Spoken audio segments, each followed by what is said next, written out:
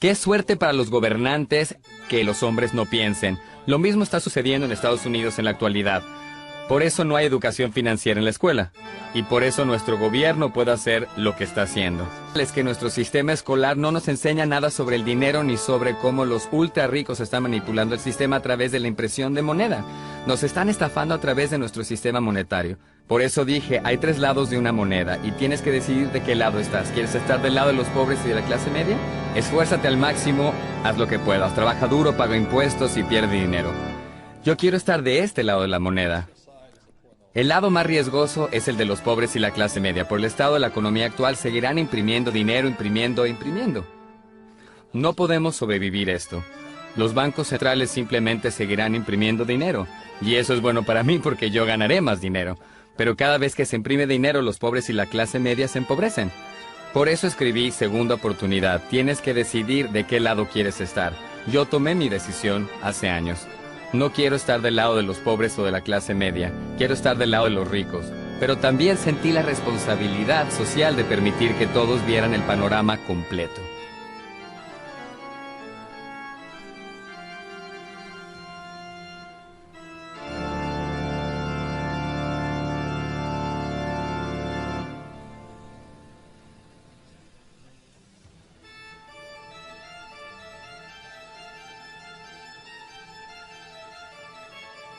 Comencé a hacer predicciones. Y ya sabes, hacer predicciones es muy riesgoso, porque suenas como un idiota. De muchas maneras sonaba como Chicken Little diciendo, se está cayendo el cielo, se está cayendo el cielo, se está cayendo el cielo. Y si miras lo que está sucediendo en la economía mundial hoy, para millones de personas se está cayendo el cielo. Así es que en 2002 publiqué este libro que está aquí, llamado La Profecía del Padre Rico. Nuevamente era 2002. Y lo que predijo este libro fue un gran colapso económico en 2016.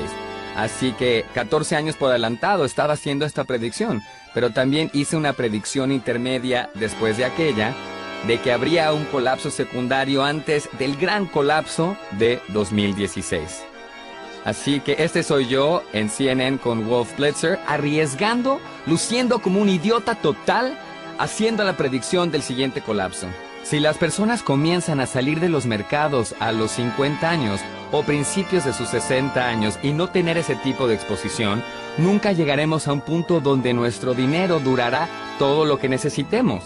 Tenemos que ser participantes de este sistema a los 70 y a los 80 años. Y luego tenemos que tener un plan para extraer esos activos, al igual que necesitamos un plan para poner esos activos.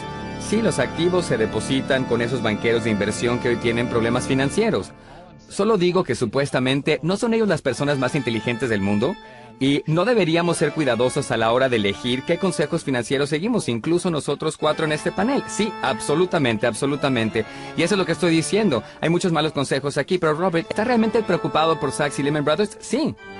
Me temo que la Reserva Federal, en definitiva, terminará rescatándolos o les faltará poco para hacerlo. Eso es lo que me preocupa. Y a la joven que dice que el contribuyente no está en apuros, le digo, ¿quién va a pagar por ese rescate del contribuyente? Lehman Brothers dice que planea declararse en quiebra. El colapso de Lehman Brothers. Lehman Brothers colapsó. Cientos de bancos rescatados tienen problemas para pagar a contribuyentes.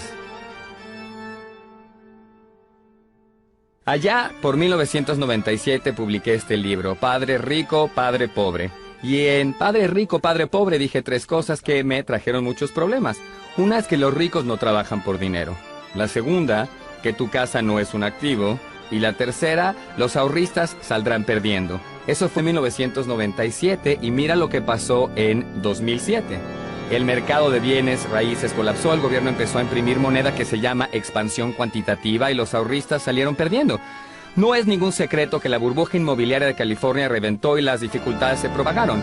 Robert Kiyosaki, perito inmobiliario, predijo que esto todo sucedería en 2005. Pero la mayoría de la gente no escuchó. es la mayor burbuja financiera en la historia mundial.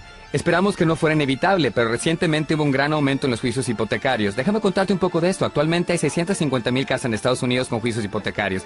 La actividad de juicios hipotecarios subió un 81% en 2008 en Estados Unidos. 10 millones de personas perdieron sus hogares por juicios hipotecarios y fueron desalojados a la calle. Y hasta la actualidad, millones de personas aún no salieron a flote. Deben más sobre sus casas de lo que sus casas valen. Si quieres saber qué pasará con el sector inmobiliario, mira los empleos. Aún hay una mala situación laboral. Así que, ¿sigue siendo una mala situación inmobiliaria? Correcto. El sector inmobiliario es solo tan valioso como esos empleos. ¿Qué hizo que escribiera La conspiración de los ricos? Se remonta por qué no tenemos educación financiera en las escuelas. Pregunta, ¿la crisis financiera fue creación de una conspiración cruel? Un nuevo libro electrónico, La conspiración de los ricos, las 8 nuevas reglas del dinero, expone lo que Robert Kiyosaki dice que es una fábula perversa sobre cómo los ricos controlan la economía mundial a través de lo que se le ocurra a la Reserva Federal, Wall Street, sus escuelas y el gobierno que respalda a estas entidades.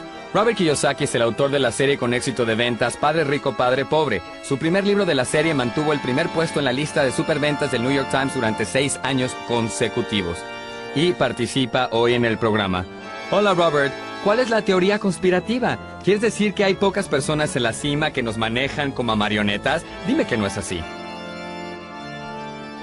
Bueno, ojalá no fuera así. Pero he estudiado esta crisis desde 1983 más o menos, y la vi venir desde entonces. Las personas que siguen reglas antiguas como trabajar duro, ahorrar dinero, pagar las deudas, vivir módicamente e invertir en una cartera bien diversificada de fondos de inversión van a desaparecer. La peor deuda de todas. La deuda estudiantil es peor que una hipoteca, que la deuda de tarjeta de crédito, un préstamo automotriz. En palabras simples, la deuda estudiantil es de por vida. Eso es inhumano. ¿Cómo osamos cargar a nuestros estudiantes con una deuda de por vida? Es criminal. Así es que la educación es más importante que nunca, pero mire lo que le sucede a un graduado universitario. En vez de que su salario aumente, este cuadro muestra que su salario en realidad está disminuyendo. Y lo peor de todo esto es que te gradúas y no aprendes nada sobre el dinero. Entonces, planteo esta pregunta. ¿Para qué irías a la facultad para ganar menos dinero, salir de la facultad muy endeudado y no aprender nada sobre el dinero? El problema es que nuestro sistema educativo no ha cambiado desde 1971. Miren las notas bajas que sacaron en su examen de matemáticas semanal. Más de la mitad de ustedes reprobó. La mayoría de los que aprobaron lo logró con lo justo. Nadie obtuvo un 100%. Y ahora tenemos esta brecha entre los ricos y todos los demás. Y esto es peligroso. La brecha entre ricos, pobres y la clase media es demasiado grande. Y por primera vez el sueño americano desaparece. En lugar del sueño americano, todos pueden hacerse ricos. Mucha gente en Estados Unidos y en todo el mundo está enojada con los ricos. Algunos políticos de hoy dicen, miren la brecha entre el sueldo del director y del empleado. Bueno, ese es el sueño americano, hacerse rico. ¿Te enojas con los Kardashians porque ganan 1 millón? ¿Te enojas con las estrellas del deporte porque ganan 1 millón? ¿Te enojas con las estrellas de rock por hacerse ricos? Si te vas a enojar con alguien, enójate con el sistema escolar. Mira, esta no es una crisis económica. Esta es una crisis educativa. ¿Qué es la razón por la que siempre pregunto por qué no hay educación financiera en la escuela? Allí es donde se crea la brecha. No puedes darle dinero a la gente y esperar que la brecha se achique. Eso es una locura. En la próxima sección te contaré cómo sería la educación financiera si yo administrara las escuelas. Así sería la educación financiera. Ahora estamos en la parte 3 de Segunda Oportunidad. Y la parte 3 trata sobre lo que es la educación financiera. Porque ves, la educación también tiene 3 lados. De un lado está la educación tradicional y del otro lado está la educación financiera. Y tu trabajo es pararte en el borde y determinar qué es lo mejor para ti y para mí. ¿Qué piensas hacer con respecto a la crisis financiera? ¿Volverás a la educación tradicional o tu segunda oportunidad está en la educación financiera? La educación tradicional es como la educación de mi padre pobre, que consiste en ir a la escuela, conseguir un trabajo y ser empleado. Ahorras dinero, trabajas arduamente, pagas tus deudas, compras una casa, inviertes a largo plazo en la bolsa de valores. Esa es la educación tradicional. El lado de la educación financiera, que es el lado de mi padre rico, es lo opuesto. Y eso es lo que lo hace complicado para la mayoría de la gente, porque es lo opuesto. Del lado de mi padre rico es transformarse en emprendedor, en alguien que contrata empleados. Entiendes la deuda porque la deuda enriquece más a los ricos. Tienes que entender los impuestos porque enriquecen más a los ricos. Y tienes que entender los mercados. Tienes que poder ganar dinero cuando los mercados suben y cuando los mercados bajan. Así que mi preocupación es que si viene este gran colapso, si los mercados bajan, arrasará con estas personas en el lado de la educación tradicional. Así que la pregunta para ti es, ¿qué lado es mejor para ti? ¿Para tu segunda oportunidad? Tu segunda oportunidad será volver a la facultad, a la educación tradicional y conseguir un trabajo bien pagado, o será estar del lado de la educación financiera y aprender a hacer que el dinero trabaje para ti. ¿Qué lado es mejor para ti?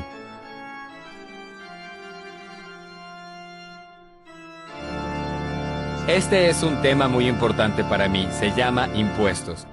La mayoría de las personas odia pagar impuestos, así que pregunto esto, ¿tienes E, A, D, E, I? ¿Quién paga los más impuestos? Los E, y esto es así mundialmente, paga alrededor del 40%, así que si eres empleado, una parte importante de tu sueldo será para pagar impuestos. Y así se roban tu riqueza. Si eres A, que es autoempleado, una estrella de cine o un especialista como contador, abogado o un médico, pagas un 60% o más. Así que los S y As pagan los mayores impuestos posibles.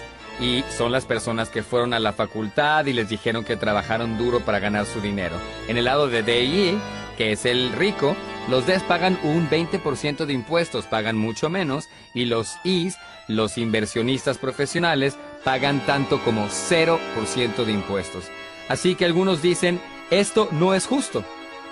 Y puedo entenderlo porque la mayoría de las personas está de este lado mirando hasta este lado, pero quiero decir esto, las leyes fiscales son justas. ¿Ves? Las leyes fiscales no les importa si eres rico o pobre. Puedes ser rico o pobre y no pagar nada de impuestos. Puedes ser rico o pobre y pagar un 20% de impuestos. ¿Ves? Lo que no es justo es la falta de educación financiera en las escuelas. Así que la gente de este lado no tiene idea de cómo es que ellos están ganando tanto más dinero y pagando mucho menos impuestos. Voy a decir esto, para quienes hayan leído Padre Rico, Padre Pobre, o si tienes el libro, lee Padre Rico, Padre Pobre nuevamente, la lección número 1 de mi Padre Rico fue esta: los ricos no trabajan por dinero. ¿Ves? Ellos aquí del lado E y A trabajan muy duro para ganar dinero y pagan los mayores impuestos. Mi Padre Rico dijo del lado D, debes tener gente trabajando para ti para pagar menos impuestos. Y el lado I, tu dinero trabaja arduamente para ti. El dinero de otra gente trabaja arduamente para ti. Así es que por eso pagas menos impuestos. Y eso es lo que debería incluir la educación financiera. Que los ricos no trabajan por dinero. Así es que déjenme explicarles para qué sí trabajan los ricos. Para lo que trabajan los ricos es la adquisición de activos, y lo que los activos le proveen a los ricos es flujo de efectivo. Los ricos no quieren cheques de pago porque los cheques pagan los impuestos más altos. El flujo de efectivo es una mucho mejor forma de ingreso. Una vez más, los ricos no trabajan por dinero, los ricos adquieren activos que proveen flujo de efectivo.